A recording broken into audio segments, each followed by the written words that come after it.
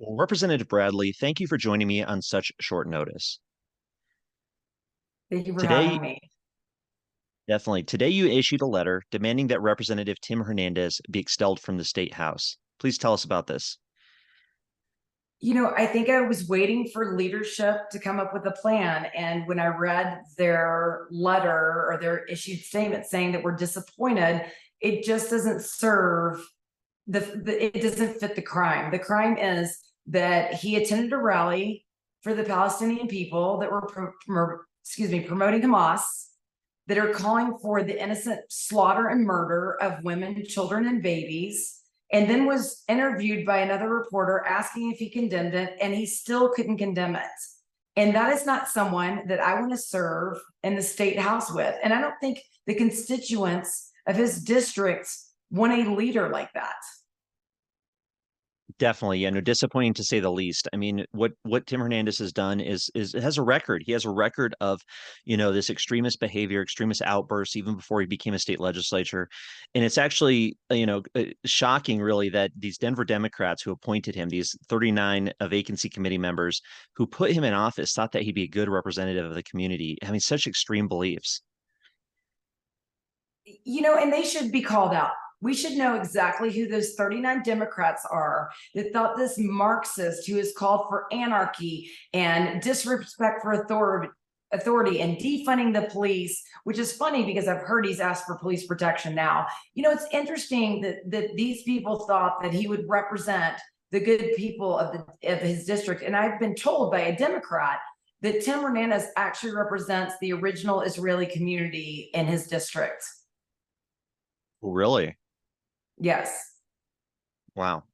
Well, yeah, and to get back to your letter a little bit too, I think it was very well written. You didn't pull any punches, which was really nice to see. I love seeing how bold it is because we can't equivocate like the Democrat leadership have been doing with Tim Hernandez specifically. It's kind of shocking. We have a lot of Jewish leaders in our state, from Jared Polis, Phil Weiser, Griswold, etc. And they've been pretty mostly silent about Tim Hernandez while people in Israel are getting slaughtered. Well, and that's disappointing too, because from day one, I tagged Michael Bennett, Jason Crow, Governor Polis, the Democrats, and said, where are we taking action here? What is slap in the face to Jewish Americans? What is slap in the face to our Israeli immigrants? This is ridiculous. They should have. I looked at Polis's page the other day and he's talking about the fall foliage. Is that really what we're discussing right now in the midst of what could be World War III, when innocent women, children, men, babies being burned to death? Is that what you have to talk about as a Jewish American?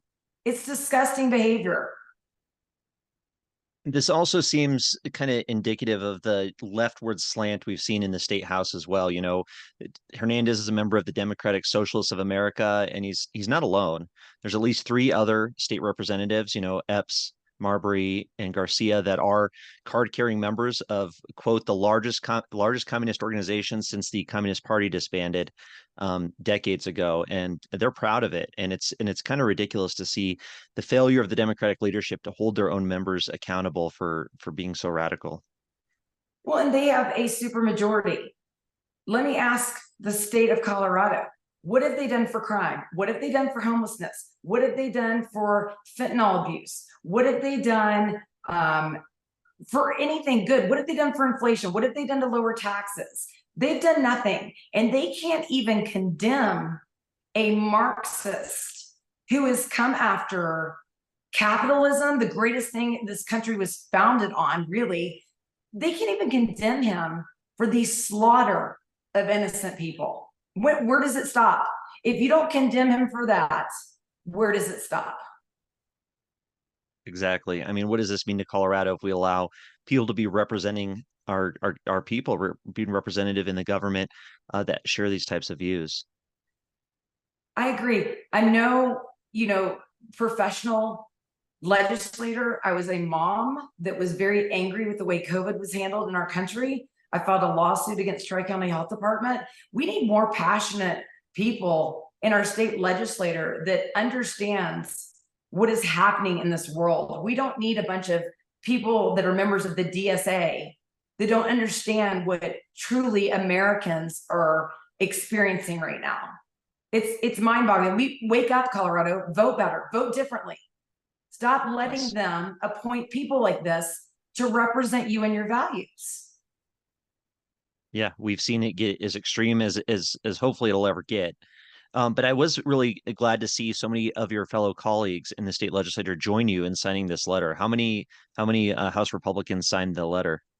We had 15 out of 19. 3 I couldn't get a hold of, and one just, it's not for him to expel anyone ever. And, we're all grown adults. This is different than the Democrat Party, right? Where you're told you have to do something. We're all grown adults representing each of our districts. And so you have that ability and the maturity to make a decision based on the people that elected you to represent them. We're not told how to vote. Well, that's great. Yeah, definitely a difference between Republicans and Democrats, that's for sure. So in your letter, you're calling for House leadership to basically immediately introduce a motion to or resolution to expel Tim Hernandez. What happens if they don't go along with that? If they don't go along with it, back to the drawing board. I'm not going to let it die. He does not deserve to be a state house legislator. When he was elected into office, raising his fist up, and all of his comrades that were there raising their fists up. It's ridiculous behavior. There's a lack of decorum.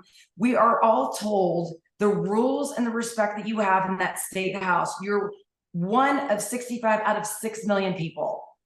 You're supposed to have a respect and a decorum, but we're seeing it all over the country, right? Whether it's pulling fire alarms or shouting in megaphones. Where is the respect that should be there as a state house legislator? Yes, it's a great question, and I think there's a lot that needs to be done to restore the trust of the government from the people. It seems like more and more every day, this institutional trust is kind of falling to the wayside because we get people like him and other radicals who are just totally disregarding the traditions, the culture of our country, and the values that have made us what we are today. I agree. As an elected official, I have a lot of trust issues as well. I understand where the American people, why they don't want to vote, why they don't want to stand up for certain things, because they don't trust people that fill vacancy committees with representatives like Tim Hernandez. Yeah, and I think a lot of Coloradans would be shocked to realize that right now, 25% of the state legislature is appointed politicians, people who have not gone through the vote of the people, who have not been duly elected by their constituents or people in their community. I think there's pros and cons to everything. In this instance, we see that there's a very big con. And if I lived in this district, I would be screaming from the rooftops that he does not represent me. Great, great. Well, what can people do to support this action, to support this letter? What can people do to put some pressure on the speaker and the majority leader in the House to hold Tim Hernandez accountable? I will tell you, I don't have an aide right now. I respond to every letter, every email, every phone call that I get. If you take the time to call me or take the time to email me, I respond to everything. I think that is what I'm supposed to do as your elected legislator. Flood their emails, flood the 8 people that supported him and endorsed him, flood their emails, flood our majority leader, our governor's email, our Secretary of State's email. Make your voices heard, because nothing's going to change if one legislator from Douglas County writes a letter. We need the power of the people to say, this is not okay, and this is not what represents me, and we're sick of it, and we are tired of you filling vacancies with people that don't stand for my values. I mean, you have literally gone against the entire Jewish community. Yeah. That's very powerful, and I really hope people heed the call. This is a great opportunity for individuals to have their voices heard, to stand up, to speak out, to put some pressure on these politicians who seem to be so unaccountable these days. So, Representative Bradley, I thank you so much for your time. Is there anything else you'd like to leave us with? I just put your money where your mouth is. Do what's right. Think about your friends. One of my best friends is Jewish. How would you feel if they were annihilating your friends left and right? We all know someone in the Jewish community. It is unfair what's going on across college campuses. Parents, parent your children better. There should be no room for hate for an entire community of people. It's ridiculous.